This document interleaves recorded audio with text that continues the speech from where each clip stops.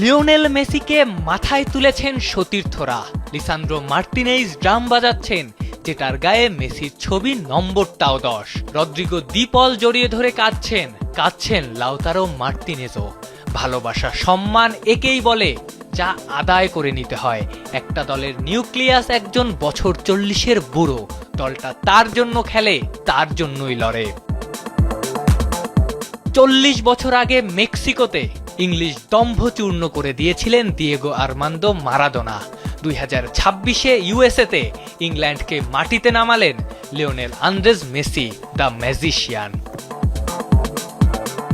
Lionel Messi যখন বার্সেলোনায় খেলতেন, তার সতীর্থ ছিলেন জাভি, ইনিয়েস্তা, বুস্কেটসরা।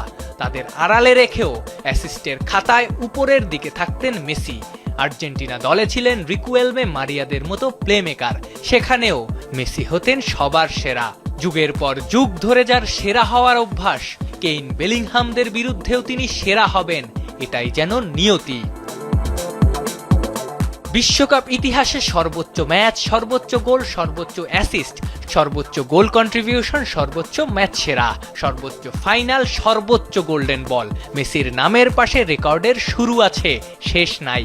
মেসি মানেই ম্যাজিক, মেসি মানেই রেকর্ড। তাই তো রেফারি কিনেছেন বলে ঠাট্টা করা যায়, ফিফা থেকে সুবিধা পেয়েছেন বলে অর্জনকে খাটো করার চেষ্টা করা যায়, কিন্তু তাতে অন্তত বাস্তবতা মুছে ফেলা যায় না।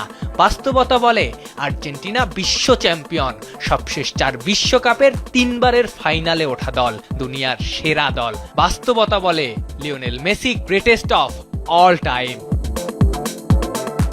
আফনান পিয়াল, যমুনা স্পোর্টস।